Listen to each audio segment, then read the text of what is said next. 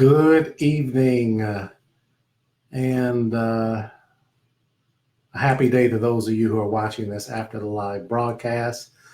Thank you for taking the time out of your busy schedules to view this teachers meeting. And as my custom is, I hope it's your custom to share this video, and I'll just ask your indulgence while I share it on my personal Facebook page.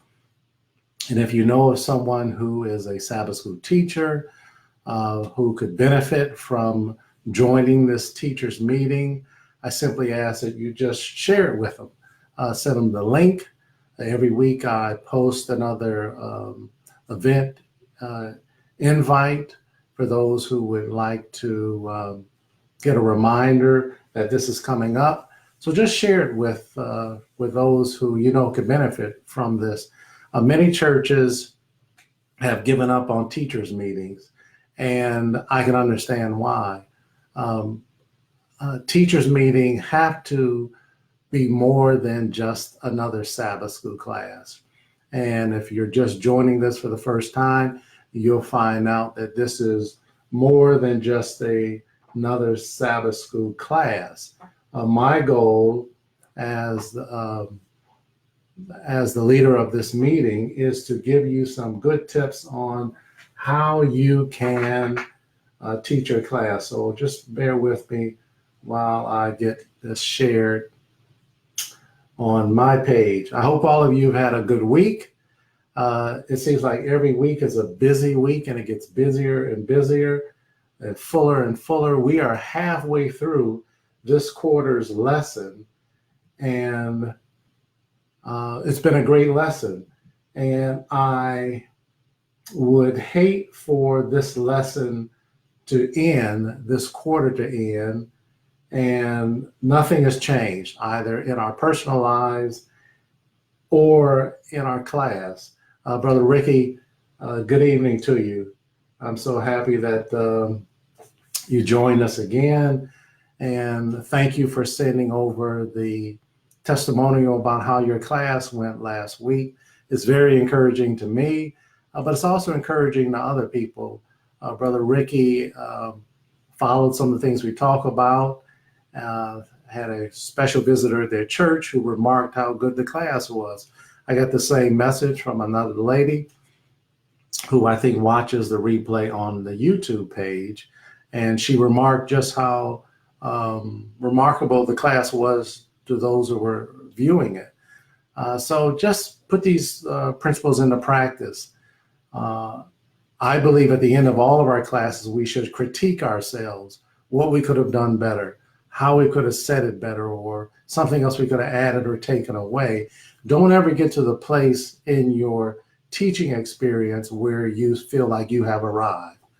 Even though I'm leading out on this class, I am always looking back on how I did. Last week, I taught in Huntsville at the, which I love, the Huntsville First Seventh-day Adventist Church. And we did a general lesson study. Hello for those of you who have joined from Jamaica. I know Ricky's from Jasper, Christina, the wonderful photographer Jamie Jam, and others. Always put where you're viewing from. But I taught last week in Huntsville on the subject of worship. We did a general lesson study, and I did a workshop that afternoon for the teachers. We had maybe, 200-300 people for Sabbath school, but we had a great time. They gave me an hour. I should have took more because we ran out of time. We had to quit. It was just that good. And I did the same thing that I will do this week at my home church where I'm leading the Sabbath school lesson. And it will be the same principles that I'm sharing with you. I am not asking you to just mimic everything that I do, but I'm giving you some suggestions to ensure that you have a class full of participation. That's what we want. We don't want to have a lecture or a sermon. We don't want to do all the talking. We don't want to do all of the teaching. We want to take our class on a discovery on a journey of discovery through the Bible. So again, this week, as I've done for the last, this is lesson 7, so this is our 6th time together, but for the last 5 sessions, I'm going to share these same principles and give you some suggestions, possible roadmaps that you can take to make sure you have interaction in your class. It is only impressive to ourselves to be viewed as the smartest person in the class. That's really not helping anyone.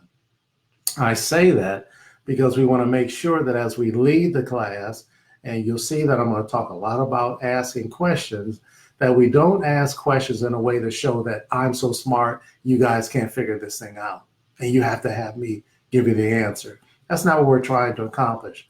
It's not about us. It's about how we can help take our class members and visitors on a journey. I want to emphasize again that as Sabbath school teachers, we should teach in a way that anyone could benefit.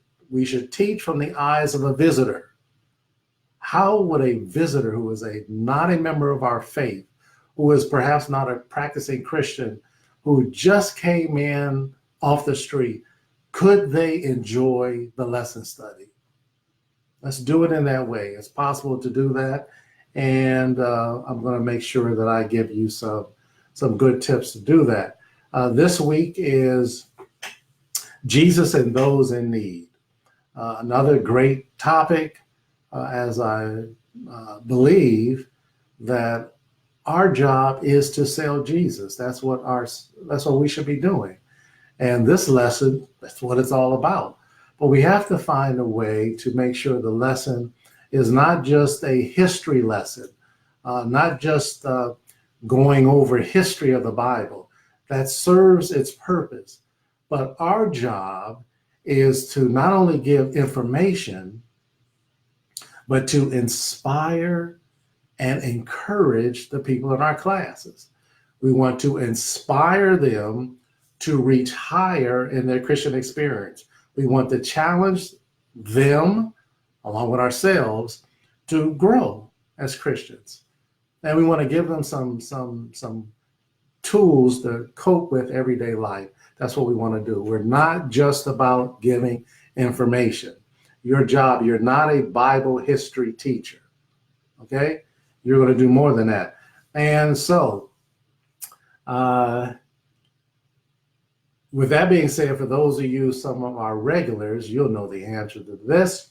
The very first question that I, as a Sabbath school teacher, should ask myself as I prepare for teaching the week's lesson, the number one question I should ask myself as I prepare to teach a lesson. Anybody want to take a few minutes to type that in on your phone or on your desktop, however you're viewing us? My regulars already know the answer. I want to see if you want to type it in, but I was told last week I need to go longer because we try to cover so much that I don't always, I run out of time even on this. So let me just give you the answer now for those who are scratching their head. The number one question is, how can this week's lesson help the people in my class? As a Sabbath school teacher, that is the question you should be asking yourself. How does this lesson help the people in my class? What is it about this lesson that can be shaped in a way to not just give information, but to help the people in my class? And of course, any class about Christ is a class that's going to be beneficial, but we want to look beyond that. So that's what I want you to be thinking about. I'm going to give you some possible answers that I think might help you. Feel free to use or feel free to disregard, but I just want to give you some suggestions. Here's how. Now I have to teach this Sabbath at my home church. My habit as a Sabbath school teacher to prepare, I'll still be preparing early Sabbath morning. I'll get up early to kind of finish up, and everything could change by then. That's okay. because you just never know. But so far, here's the idea that what I want people to take away from this class. I want people to take away to understand the focus and method of Jesus' work on earth. I got two things I really want them to take away. So I'm going to take my class on a journey. I'm going to explain this in more detail. I'm the pilot of the plane of my class. I'm going to get the plane up in the air, which means I need hands in the air. That's what I take off. When there are hands in the air, we have taken off. I'm going to take them on a journey, and the fuel for my journey, what propels the plane of my class, are the different questions that I'm going to ask. Not the statements I'm going to make, but as I'm taking them on a journey, I'm going to ask them a series of questions, which I'll be happy to share in just a few minutes. Okay? And then I have to land someplace. I'm not just flying around, and when the teacher bell goes off or however they signal that your class is ended, I don't want to still be up in the air flying around with no place to land. I have to land that plane someplace. So here's where a tentative place to land is. Number one, to understand the focus and method of Jesus' work on earth. That's more than a mouthful. I'll explain that in just a second. To understand the focus and method of Jesus' work on earth, when he was here on earth. The companion issue to that, or target, is to encourage us to adopt that same method and focus for our work here on earth. If I can take them on a journey, a biblical journey, to land there, I would have done my job, okay? And so I got to get the plane off the ground, ask questions, which we're going to go through a few, and land someplace. For those of you who are joining for the first time, I encourage you, and that's my method also, to read every word in the week's lesson guide for this lesson, okay? I read the lesson guide, I read the E.G. White links and the text. I take it in. But on Sabbath, when you get out of your car in the church parking lot, I want you to leave that quarterly in the car. And I want you to teach with just your Bible. That's it. I want you to teach this week's lesson with just your Bible. That is the foundation of our teachers meeting. For those of you who are new to viewing this, that is how we're going to go through it. I don't want you saying Sunday's lesson, Monday's lessons, Tuesday's lesson, Wednesday's lesson. Don't do that. Number one, that's not what the lesson is designed for. That Sunday, Monday, Tuesday is designed for to help us study our Bibles at home. But when you come to your class, don't reread the lesson. I find that in many of our churches, for those who follow that practice, our Sabbath schools just frankly are not growing. And one of the solutions of the companion book is also great too. One of the solutions, like when I get invited to a church, my role is to help that church to have a better Sabbath school program, to have better attendance. One way that I could fix everything in 5 seconds, I could fix most Sabbath schools in 5 seconds by doing one thing: changing the name to Senior Citizen Hour. If I just changed the name to Senior Citizen Hour, all of our Sabbath school issues would be fixed.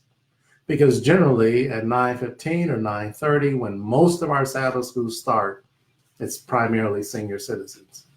Now, senior citizens are an important aspect of our church. I have my AARP card as well. But if we are going to grow our Sabbath school, we can't just keep doing the same thing. And if you're just reading your quarterly, the chances are you're not attracting new people to your class. So I'm going to give you some ways to teach your Bible only. So we want to get hands in the air. Let's see if for my regulars, don't let me down. What is one method, and my primary method, to start my class? How do I get people's hands in the air? I'm going to give you just a second to come up with that answer. How do I get the class members' hands in the air? And I used this method last week, and we had hands all over. I had people holding the mic for me. It was really, really good. And because I use this same method, let's see here, let me scroll down here on my page. And okay, Ricky, that's fine. How do I get people's hands in the air? All right, Christina, what kind of question? I'm looking for what kind of question so I can get hands in the air. What is my number one secret that I gave you guys? And I told you don't tell anyone. What is the number one way to get hands in the air? I'll give you a second.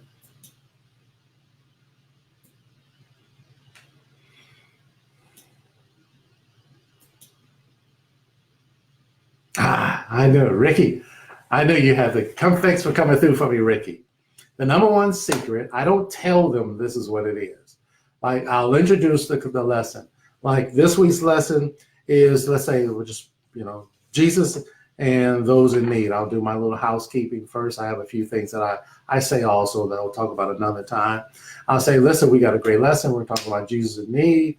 But one of the things we're going to talk about that we're going to spend a lot of time on is, I got three things I'm going to share with you. You can just pick your one. But let's say I'll say we're going to talk about compassion. Okay? Class, we got a great lesson today. We're talking about Jesus and those in need. One of the things we're going to talk about, I'm pretending I'm in the class, is compassion. So to make sure we are all on the same page, this is how I see it.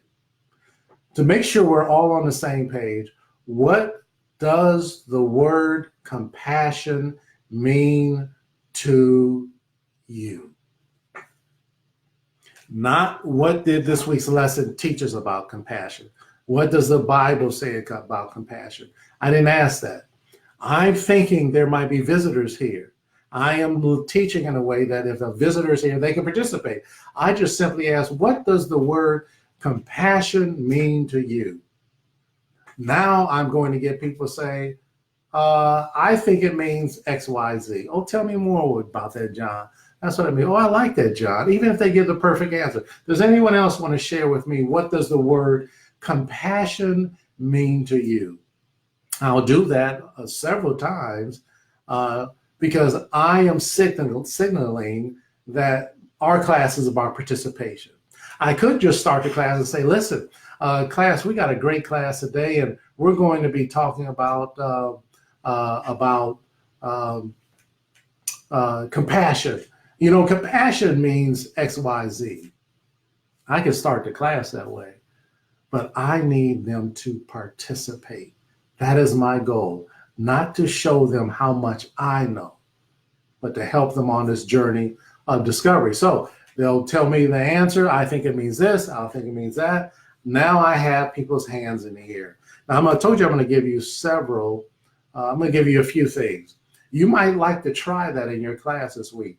And if you do some research in the Bible, if you just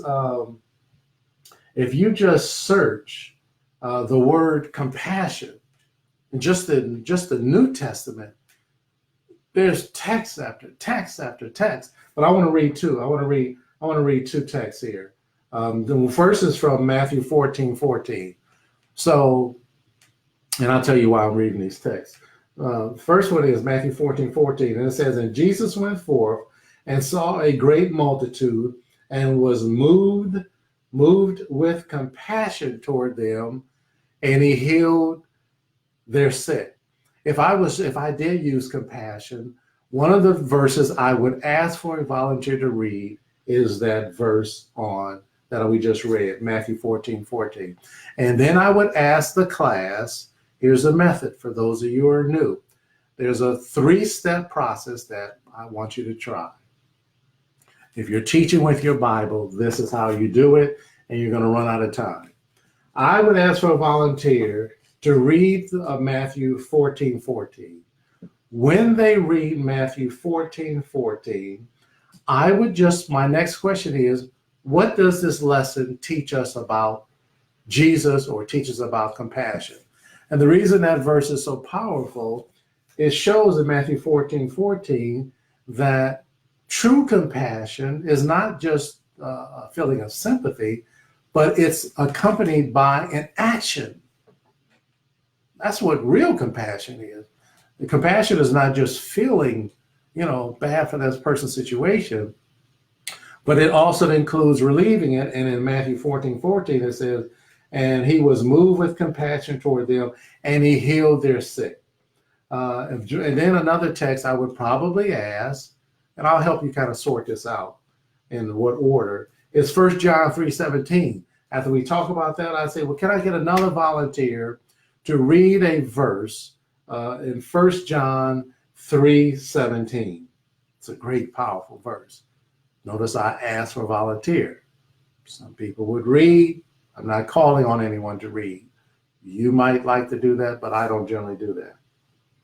Someone will read 1 John 3:17. It says, but whoso hath this world's good, and seeth his brother have need, and shutteth up his bowels of compassion, just clamps them down from him, how dwelleth the love of God in him? It's almost a rhetorical question that's being asked. Like how can you have God's love and see a need and not meet it? I told you that's where I want people to land on after this week's lesson. I want to remind us, myself included, that there's more to Christianity than just attending church and knowing doctrine. That Christ's method, which we're going to talk about in a second, should be my method. So those are one of the three definition questions that I want to suggest that you might want to try. Class, what does the word compassion mean? Let me give you 2 more. I haven't decided which one I'm going to use.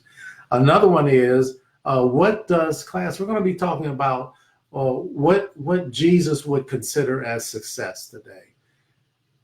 So when I say the word success, class, what does the word success mean to you? Oh, that's a very hot topic word. Everyone talks about success. But I would ask, what does the word success mean to you?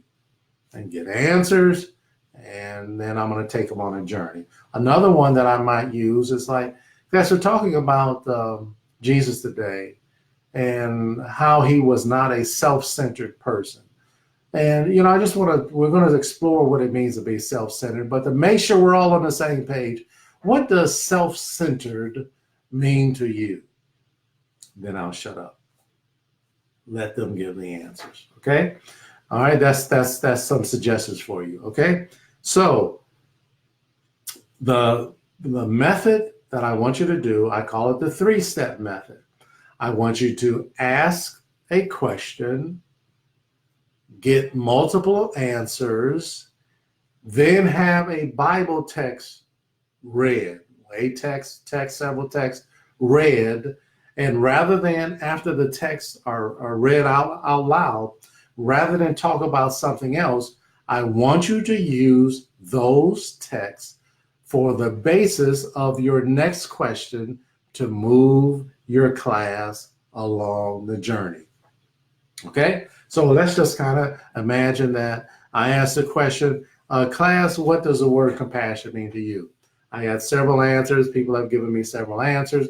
Now I'll say, can I get a volunteer to read our memory text? My habit is that I'm going to get the entire class to read the memory text together, okay? However I do it, the memory text for this week's lesson is Luke 4:18 and 19. I love the writings of Luke.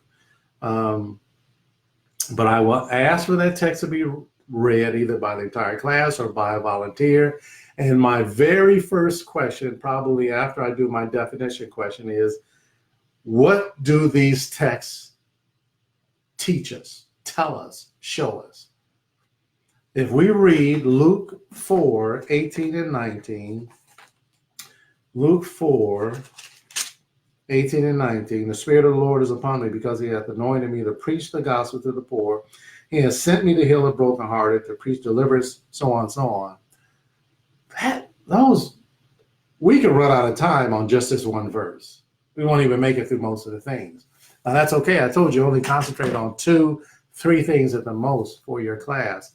But after I would ask someone to read those verses, the next question I would ask if I'm leading that class is, what do these verses tell us? Now here, I just jotted down a few things. They show us what his method was. This was how he was going to do his work. They showed us what his mission in life was and what his focus is. And apparently, it's so apparent from those texts that his focus was on relieving suffering in this world. That's how we sum it up. He was relieving suffering in the world, but I want to give you a little something deeper that you can share. Not only does it show us what his mission was, it showed us all in his method. By implication, it shows us what his method was not. To win the hearts of men and women, this was his method. He came to save, to seek and save. Yes, he was healing, but his ultimate goal was for the salvation of man. Not only was he moved with compassion and he healed and he brought joy to joyless hearts, his ultimate goal was to save souls, okay? That is really kind of profound, and I read something that kind of helped me understand it more, and it's from the story of Elijah. You remember the story when Elijah, after all that he had gone through, and he went off running, he was running, and it's in 1 Kings 19, and he's there, and the earthquake and all that story, and then it's the still small voice, like the Lord, God wasn't in the earthquake and all that, but it was a still small voice. That experience with Elijah illustrates how Christ worked. It's not always with noise and excitement. He's speaking to people's hearts. That was his method. He was winning the hearts of people. And our role, even as frustrated as we get in with the conditions of this world, what truly will be our method of making a difference in this world is by how we reach the hearts of people. That's what we're going to do. So that's a suggestion. Use that Bible text and ask people what it means. Now, there's a lot in that Bible text. Take the time to hear people of what they're saying it means. You've already studied this, so you know what it means, but help your members to come to the answer. Don't you give the answer. That's what I'm trying to stress. Don't you give the answer. Okay. And by the way, if you have any questions, feel free to ask them. I know we're almost out of time, but if you have some questions about any issues you're having with your class, any conduct issues, any challenges you're having as far as an adult class teacher, feel free to type them in, and I'll try to address those. So here's the method again that I will adopt overall. As I take people on a journey, I got to get hands in the air, take them on a journey without getting hijacked, without someone taking over the class or diverting the class in a different direction than the direction that I intend to go with. I don't mind someone asking a question or pointing out something that's a slight deviation that I can still get back on track. But I'm not going to allow someone to take over my class and hijack my class and take it someplace else, okay? So I'm going to take them on a journey, and the fuel for the journey are the different questions I'm going to ask, okay? And I got a whole section. I have an whole section in my book, for those of you who have it, on questions. on how to ask good questions. And one of the things that I ask people is, what's a bad question? And some people say, oh, there are no bad questions. Yes, there are. There are a ton of bad questions that you as a teacher can ask. There are a ton of bad questions you can ask. But one of the questions that I never want you to ask as a Sabbath school teacher is a question that can only be answered by someone who has studied the lesson. That's a bad question. Because if you ask those types of questions, you're just going to get the sound of crickets. Or maybe that one person in your class who's a know-it-all. You don't want to ask questions. You want to frame your questions in a way. Listen, and when I lead a Sabbath school class, I assume no one in the class has studied. I'm not condemning anyone. It's just that my preparation is based on I am taking them on the journey. Not that I need their input to help us get there. I don't, like some teachers say, well, my class just isn't good because no one studies. Don't worry about that. You're looking at it the wrong way.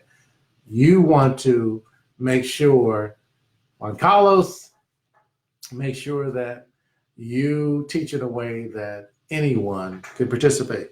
So here's my method. I'm going to get hands in the air by asking my leading question. I'm going to ask several questions. I'm going to get volunteers to read. I'm going to do that over and over, probably 4 times. I'm going to run out of time. I'm going to ask a question, get answers, have a volunteer to read a text or text. From those texts, I will ask additional questions using those texts as the foundation. I'll get additional answers. After we exhaust those answers, I already know what they're going to probably say. I've thought this thing through. I will ask a volunteer to read another text. I do that about 3 or 4 times. My time is up and we had a great time. But I always like to tell a story to tie everything together, a Bible story, not a story about Curtis. I got some great stories, great things that I experienced, but they pale in comparison to any story that I can find in the Bible. And I was thinking about this week's lesson, and because I told you that your premise when you are preparing to study for this week's lesson, you got to put in the time. The question you are asking yourself is, how does this week's lesson help the people in my class? I told you from the very beginning, if you tuned in at the very beginning of this broadcast, I want people to understand the focus and method of Jesus' work while he was here on earth. And I want them to understand that we must adopt that same focus and method for our work. That's what we must do. That's why we're a Christian church. We're a Christian community. The church was organized for service. That's why we come together. I understand the fellowship aspect and all that stuff, and the worship is off the hook. I get that. But the church was organized for service. Now, let me just say this before I tell you my story, because I'll forget this. Especially with this week's lesson, I'm going to use this as my springboard to suggest this. Every class should have a mission project. Your class, if you are the leader of your class should have a mission project. You should not just have a class where we just sit together and talk. You should be doing something outside of church as a family, as a small group. Now I know, like at my former church, we had a general lesson study in our sanctuary and smaller classes in different parts of the church. So we could have, anywhere from 300, by the time class is over, we could have 800-900 people there. And it's hard to have a mission project, but we did. We took up special offerings to build a one-day church in Africa. We built a one-day school also. We did that numerous times. But so a smaller class, you have many more options. But I want to emphasize this. We're almost done with this year, and every class should have a mission project. If your class does not have a mission project, I am asking you to, hey, let's all get together after church or come over my house or something where we could talk about some things, and you'll find out that people have ideas. Don't just go through this quarter and not do anything, okay? So that was my little soapbox about a mission project. And if you're a Sabbath school superintendent and you're tuned in tonight, I want to say this is not just for adults. From cradle roll through kindergarten, primary, early teen, juniors, teens, every class should have a mission project. I believe that. And at my new church, I hope that we accomplish that goal in all of our classes shortly, okay? I just became superintendent after taking some time off, and we're looking forward to having a good time doing stuff together. So I told you I want to close with a story. And I found a good story to close with right now. And it's a story about Peter and John, and they're going to the temple, and there's a beggar, and he's asking for alms. He's asking for, please help me. And I find this story so remarkable. It's in Acts chapter 3, verses 1 through 9, that when Peter and John, when they stop, these men of God who have walked and talked with Jesus, who are the foundation, the leaders of the early church, they're broke. They don't have any money. Listen, I know there's a big prosperity thing happening in the church, but these men of God said, silver and gold, we don't even have any. But what we do have, which is worth more than silver and gold, what we do have, we're going to give that to you. Get on your feet and walk. As a result of what they did have, that they received from God, it brought glory and praise. It unsealed lips that were formerly begging. Now we're giving praise to God because they gave what they had. That's our mission. Just give what you have. I know a lot of us feel I don't have a lot of gifts. I don't have a lot of talents. There's not a lot that I can offer people. Just give what you have. It might not be a lot. You can very least smile at some folks this week or show some care. But ultimately, we want to show compassion that has action. Listen, our time is up. We had another good time together. This is our 6th meeting. If you don't have any questions, I'm going to close in just a few minutes. But feel free to send me questions or contact me. Share this teachers meeting with people that go to your church. Sabbath school teachers say, hey, there's this guy doing online Facebook meetings. I will post this meeting. It will be on my Facebook fan page after this is over. And shortly this evening, I will put it on my YouTube page where I have a lot of tips and tutorials for teachers that go into more detail on certain things that you can do to enhance your teaching. But I'll have it on my YouTube page. You can get to my YouTube page by simply going to my website, sabbathschoolcoaching.com. And at the very bottom, there's a link for YouTube. Go there and it'll take you to different playlists where you'll find it. So share it with someone. And thank you for joining. Zuma, thank you for joining. And I think my friend Robert invited you. Shelly, thank you so much. Uncle Richard, I see you join. Sorry I missed you when I was in Huntsville. Christina, thank you so much. You're a faithful attendee. Thank you so much for joining. And listen, I'm praying for all your success. If I can help you, call me, text me. And I look forward to seeing you and some of your friends on next Thursday night at 9 p.m. God bless you all and have a good night.